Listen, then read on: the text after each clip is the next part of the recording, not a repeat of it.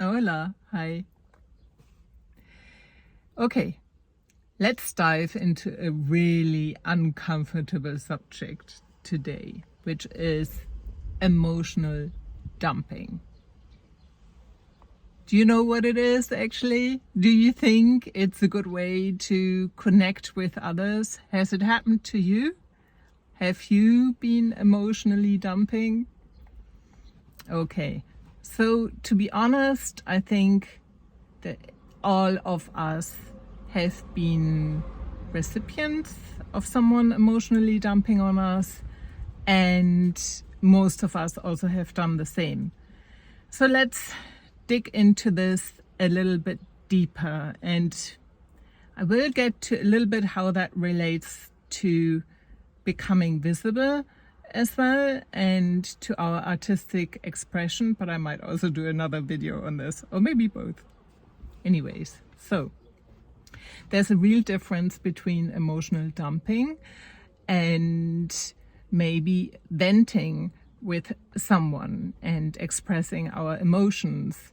Emotional dumping is usually when we don't ask for permission beforehand whether the other person has actually the space to listen to our worries. And it can happen that it happens in cycles that we emotionally dump on others without even being aware of it. And then we might feel very, if someone is actually good enough setting a healthy boundary, I have fortunately a friend like this, we might feel like, oh, these parts that feel so unseen might feel justified and say, oh, when I need help, nobody is there. At least I know those parts being activated. And I think what's so difficult about this, that there's mainly, I would say, two different types of people who emotionally dump regularly. The ones that are really, it comes down to not being able to self-regulate our emotions, right? That's probably always true. But there's those people who are, more on the toxic side, who all of the time do it and just don't care for whether the other person can handle it or not. It's basically the other person is actually there to regulate them, to regulate their emotions. And so that one is something where sometimes we just need to set this inner boundary, and because those people might be doing it anyway, so we have to just not take it on board and kind of not listen to it, to their rants, and if we can, disconnect from those people, which is not always possible. But the other thing is that if we have been growing up like this in a emotionally volatile household, I would say, we might have learned that this is a way to connect with other people. To be emotionally dumped on and saying yes to it can be one thing we learn, which can then tie in with the overextending and overgiving, which I talked about yesterday. So look that video up if you haven't watched it yet. And the other thing we can learn is that we ourselves, in times of desperation, for example, emotionally dump on others, or that we think that this is a way of connecting with others. It might be we overshare too soon with people we don't know really yet, because it creates this, we both kind of can go into our suffering, and it can feel like this amazing connection, especially if that's what we've kind of learned.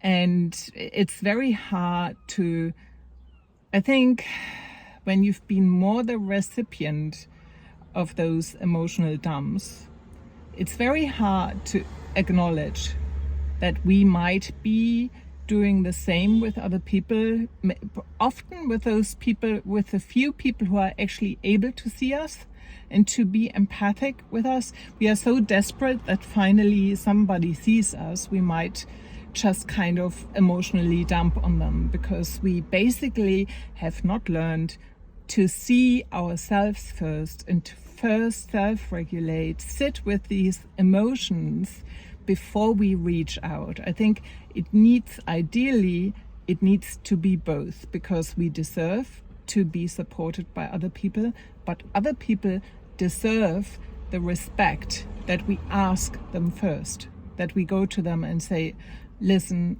are you in a space to listen to me right now? I would like to share something with you. And obviously we have been taught that either. And I think that nowadays it is even easier to emotionally dump, because you can just kind of write a text and you just send it. And so, or do a social media post where you're just letting it all out. And so I think it is, especially also with becoming visible with our work, there's this fine line of being really authentic and also sometimes being willing to be vulnerable. And the greatest artists, they really take their own emotions, but they transmute them. I think that Ren and Chinchilla are great examples for that. And I actually want to do a whole video just on art and, you know, being authentic versus emotional dumping, because I've seen in the artistic space as well emotional dumping, and it's disrespectful towards the audience. So you can see it in the private space, you can see it in the societal space. I think it's such a problem because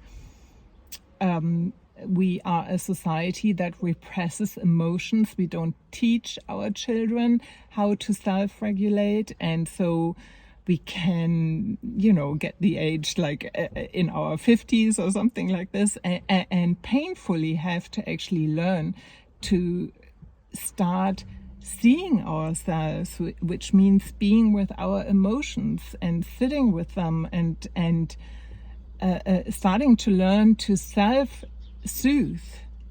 And so here's the part, what I think is a healthy connection that really allows intimacy, is that first of all you learn to connect with yourself, also for example with the part that emotionally dumps, and understand you can give that really a lot of self-compassion, because there's a reason why that is there.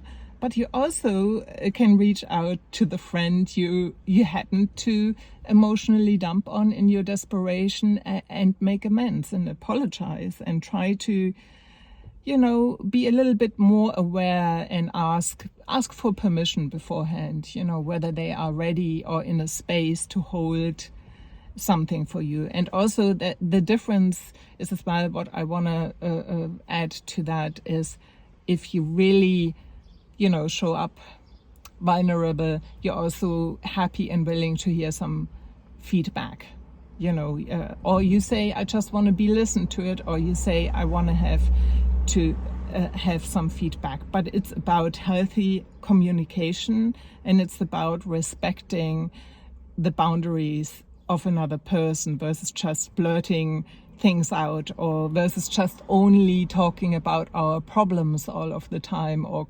complaining too much. So there's a balance to be struck, and to not mistake emotional dumping or oversharing too soon, too quick, with connection. Connection is built on mutual trust. And if we betray that trust because we overshared, we go back, we circle back and apologize. And the other way around, if somebody emotionally dumps on us, we need to learn that this is not okay. Especially if you kind of, you know, think that you're there to carry someone else's emotions because this is how you grew up. No, it's not okay. You're doing a disservice to the other person as well as to yourself. And you could just say gently, you know, listen, I'm not in the space to listen to this now. Let's talk about it another time. Or you could say to your friend, you know, this today, I just would like to not talk about problems. Let's do something nice. So I think there is a way around this. And so it's an awareness in both directions, being dumped on, as well as that we are aware that we don't do this with other people, and also not with our audience. and knowing the difference between being vulnerable and authentic, you know, with our work, with who we are, and with oversharing and dumping, to know that difference.